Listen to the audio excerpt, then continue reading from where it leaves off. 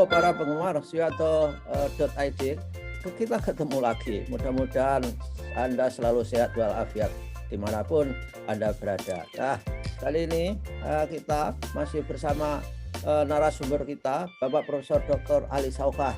Beliau adalah guru besar Universitas Muhammadiyah Kalimantan Timur. Nah, apa yang akan kita bicarakan? Masih soal assessment dan evaluasi.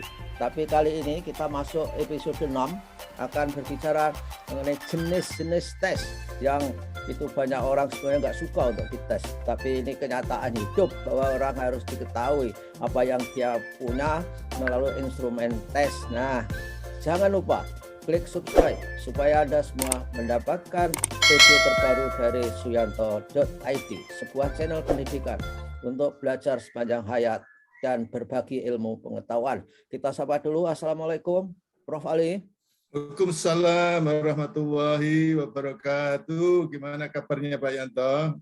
Alhamdulillah, baik Pak Ali, baik. Dan kita kali ini masuk episode 6, kita berbicara mengenai jenis-jenis tes. Ada apa saja Pak Ali tes itu sebelum kita menanyakan jenis yang lebih dalam, Pak Ali? Ya.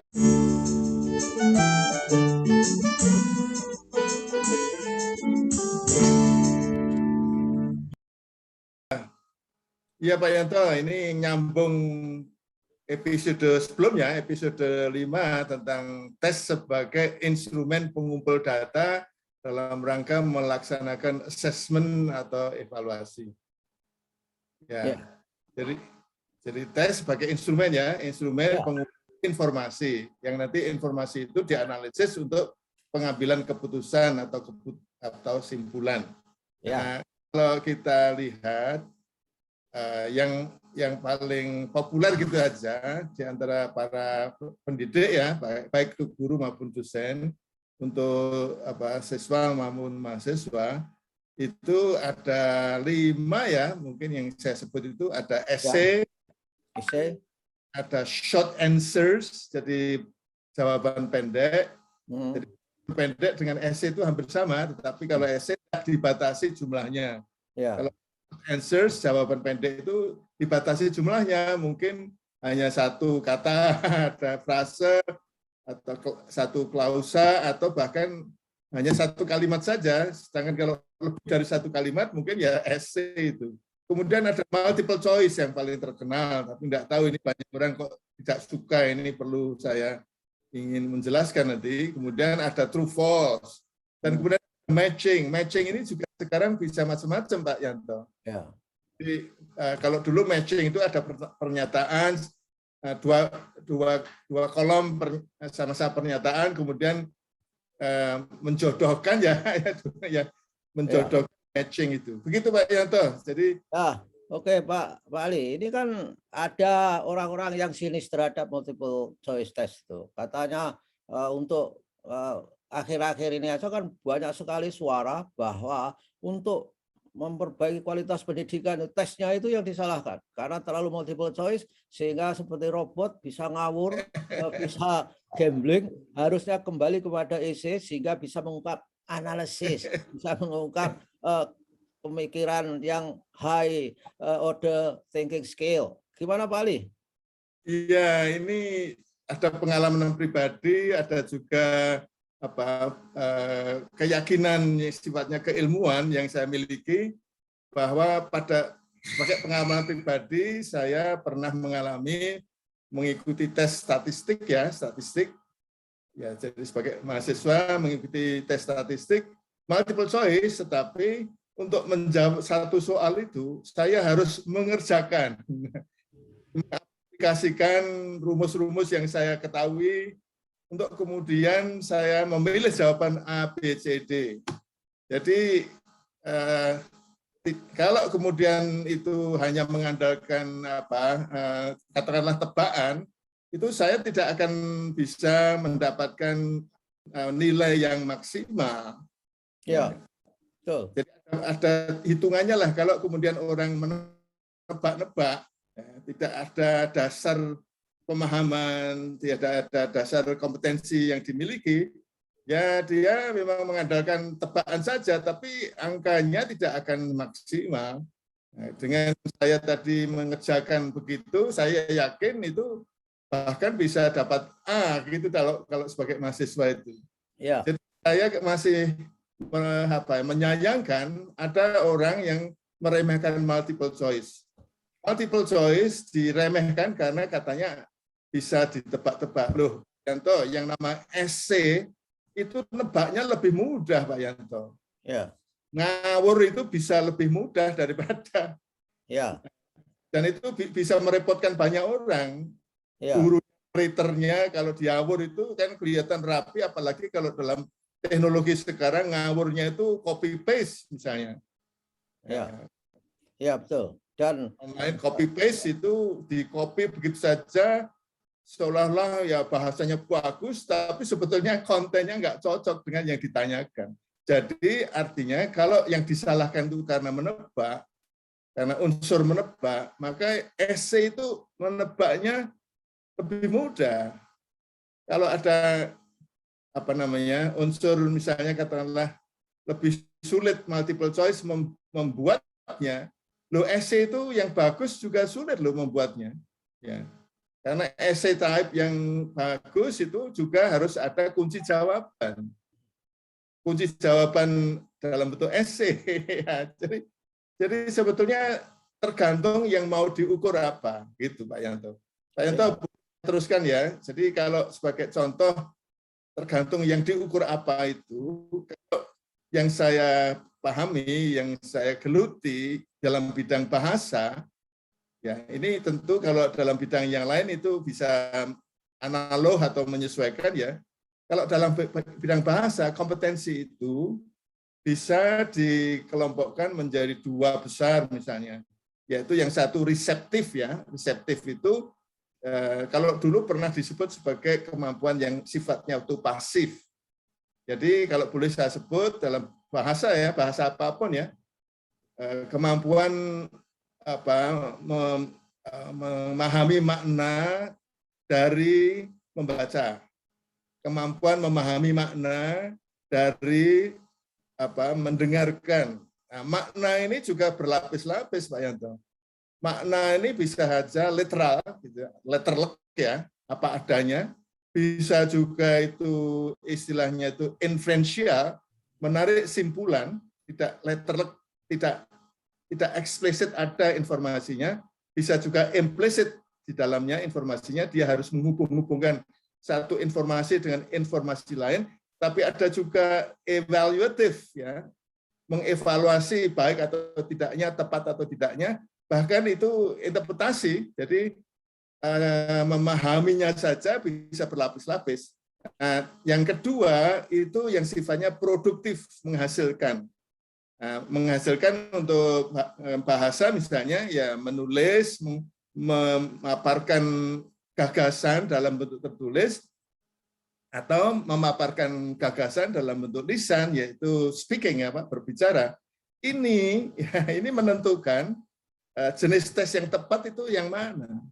Kalau itu kemampuan memahami makna dari membaca atau mendengarkan yaitu reading dan listening, yang paling tepat itu ya multiple choice. Karena kalau bukan multiple choice, kalau misalnya katakanlah, maksud saya bukan hanya multiple choice ya, yang sering disebut dengan objective test ya, itu ada multiple choice, ada true false, ada matching. Matching itu Pak Yanto, itu sekarang bisa menggeser-geser. Ya, jadi misalnya katakanlah ada paragraf ya, kalau ini membaca ya, ada paragraf, ada 5 paragraf, urutannya itu tidak logis, kemudian tesnya itu menyebut mana buatlah menjadi logis. Ini kan kemampuan memahami makna itu, digeser-geser atau disebut ya, itu matching itu. Jadi untuk yang listening dan untuk yang reading, yang paling tepat bukan essay, bukan short answers. Kenapa yang paling tepat? Karena kalau nanti essay atau short answers, itu yang diukur bukan hanya kemampuan reseptif, tapi yang diukur juga kemampuan produktif. Ya, jangan-jangan dia tidak bagus, jawabannya itu bukan karena kemampuan memahami makna yang terkandung dalam bacaan maupun yang didengar, tetapi kemampuan mengekspresikan. Jadi validitasnya yang terancam, Pak Yanto. Jadi saya malah bisa aja saya sekarang membuat soal dalam statistik lah, kalau saya ngajar juga statistik, itu satu soal dengan pilihan A, B, C, D itu tidak bisa orang hanya menebak dalam 1 menit atau kurang dari 1 menit gitu. Dia harus mengerjakan, tetapi ini memang harus relevan dengan yang kompetensi yang dibangun sebelumnya. Kalau kemudian yang dibangun sebelumnya atau kurikulum yang dicakup itu tidak relevan dengan tes, maka mahasiswa ya tentu tidak akan bisa. Oleh karena itu kalau tidak bisa maka dia akan ngawur. Ya, saya kira orang yang mengatakan bahwa multiple choice atau objective test itu tidak bisa mengungkap kreativitas, berpikir tingkat tinggi, itu merupakan pendapat yang salah dan salah pendapat itu menurut saya. Karena ketika IC itu juga mengandung banyak kelemahan, diantaranya interoperability-nya menjadi persoalan, dan juga orang ketika menguji dari satu orang ke orang yang lain itu subjektivitasnya tinggi. Oleh karena itu saya selalu menyarankan kepada guru-guru kalau memang IC tes, kesampean kalau ngoreksi harus nomornya sama. Nomor 1 semua satu kelas itu. Setelah itu nomor 2 semua. Karena kalau tidak begitu, jadi perpindahan kognitif oleh raternya itu juga subjektif. Makanya multiple itu dikatakan objektif tes itu kan objektif cara menilainya. Betul. Jadi kalau kemudian saya sebut tadi essay, short answers, multiple choice, true false, matching, itu sering dikategorisasikan sebagai tes objektif dan tes subjektif ya, kalau disebut subjektif. Itu justru menunjukkan bagaimana menskornya ya. Kalau subjektif itu menskornya itu sangat subjektif, atau kalau sekarang memang sifatnya itu essay dan short answers tadi, bentuknya itu essay dan short answers itu digolongkan sebagai tes subjektif karena menskornya itu tergantung dari hasil skornya itu tergantung dari siapa yang menskor. Yang kemudian dari segi reliabilitas itu tidak hanya sekedar reliabilitas tesnya, butir-butir tesnya, tetapi juga reliabilitas atau keandalan dari para penskornya. Ya, yang disebut dengan inter-rater reliability. Itu tidak akan bisa mudah itu kalau tidak di training dulu ya. Raters itu harus di training dulu, jadi biayanya akan. Jadi bayangkan ya ujian nasional misalnya itu dalam contoh saja mata pelajaran bahasa Inggris, kalau kemudian juga mengukur kemampuan menulis ya, jadi kemampuan menulis itu adalah kemampuan memaparkan gagasan-gagasan dalam bentuk tertulis, atau speaking memaparkan gagasan-gagasan dalam bentuk lisan. Ini bisa aja dari segi teknologi ini, tapi akan luar biasa. Tapi itu tadi, ini pengembangannya itu bisa bertahun-tahun untuk kemudian bisa meyakinkan inter-rater reliability-nya itu bisa. Ini kenapa itu dipermasalahkan? Kalau kemudian inter-rater reliability-nya itu tidak bagus, jadi kesesuaian hasil tes, kesesuaian hasil skor ya, kesesuaian hasil scoring dari rater 1 dan rater 2, kalau itu tidak sama, maka kemudian ini berarti kan ketepatan nilai yang dihasilkan, Pak Yanto. Ini yang benar yang mana? Apalagi kalau ada yang negatif, wah itu luar biasa. Ya, betul. Dan itu luar biasa, Pak Yanto. Kalau saya sebut, yang namanya sekarang IBT TOEFL yang berbasis internet, itu harganya bisa 3 juta untuk satu peserta tes. Ya. Apa 3 juta ini? Karena memang pengembangannya mahal sekali. Ya, betul. Ya. Sekarang itu memang dimungkinkan yang namanya speaking dan writing itu dites, Pak Yanto. Ya. Konsepnya itu mesin, tetapi mesin yang kemudian otak mesinnya itu diadaptasi dari otak manusia. Artificial intelligence. Betapa kalau ini kemudian diterapkan katakanlah di sekolah, ujian sekolah, ujian nasional, apapun namanya itu saya kira tidak akan mungkinlah biayanya nututi, apalagi kalau kemudian dibebankan pada peserta. Gitu. Jadi dan juga dua itu tidak cocok untuk ngetes yang testingnya itu adalah masif seperti misalkan 5 juta anak dites pakai IC itu koreksinya bisa gempor itu saya kira. Dan ya, sebetulnya bisa saja Pak Yanto, tetapi biayanya sangat mahal. Ya itu yang saya maksud. Belum tentu hasilnya lebih baik karena tadi masalah iterator reliability juga melatih loh Pak Yanto, ini sebelum menyelenggarakan tes itu berarti para guru harus dilatih dulu agar kemudian mereka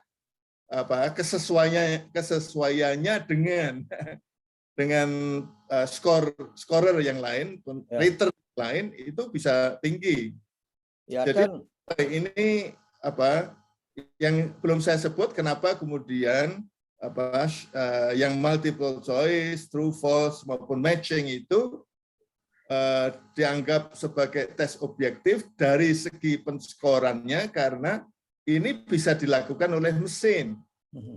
Yang essay dan short answers tadi itu memang bisa dilakukan oleh mesin, tapi mesin yang sudah dilatih menggunakan artificial intelligence yang memang seperti otaknya manusia. Nah ini kalau yang namanya yang sekarang namanya IBT TOEFL, saya kebetulan mengikuti perkembangannya waktu masih menjadi next generation TOEFL. Next generation TOEFL atau new generation, next generation TOEFL itu bertahun-tahun. Dan ini berpengalaman dalam pengembangan tes yang dilakukan oleh lembaga yang namanya ETS, Educational Testing Service di New Jersey, Pak Yanto. Ya, saya pernah datang ke sana Pak Alif ketika saya bekerja sama untuk TOEIC ya. Jadi mengembangkan satu tes item itu 3 tahun karena harus diriset ternyata. Begitu tes construction-nya itu selesai, diriset, dicari reliabilitas, dicari validitasnya luar biasa. Dan seperti perusahaan raksasa, bukan seperti memang yang maksud seperti perusahaan raksasa itu ATC, non-profit organization, tapi luar biasa yang ITS di New Jersey itu. Nah, saya kira Pak Ali, orang kalau meremehkan multiple choice test atau objective test itu kurang realistik. Siapa yang bisa ngawur GRE, GMAT? GRE itu salah satu tes yang ditakuti oleh orang-orang Indonesia mau sekolah S3 di Amerika itu. Jadi rata-rata kalau saya wawancara, mau kemana kamu? Gak ke Amerika aja. Wah, takut dengan GRE-nya, Pak, katanya. Itu kan timbul, ya. Jadi gimana? Ya. Kalau boleh saya concluding remark ya, akhir ya. Jadi pada dasarnya seperti juga metode penelitian, Pak Yanto. Ada yang meremehkan satu metode penelitian. Itu metode penelitian itu netral. Bagaimana metode penelitian itu digunakan saja yang kemudian itu sama ini. Tergantung dari tadi yang saya sebut, tergantung dari konstruk kompetensi yang mau dites itu apa. Kalau dari segi bahasa tadi, ya kalau yang dikonstruksi yang diukur itu adalah kompetensi yang sifatnya itu reseptif itu receive ya, menerima, memahami informasi, ya tentu multiple choice, true false itu dari sekian banyak yang sifatnya objektif tadi memang multiple choice dengan pilihan 4 atau 5 itu dianggap yang paling bisa mengurangi adanya unsur menebak-nebak, tapi sekali lagi saya katakan yang essay type itu menebak-nebak itu mudah sekali. Ya. Dan kemudian ya selain komputasi kompetensi yang mau diukur, jadi kalau yang tadi misalnya speaking dan writing ya memang tidak multiple choice gitu.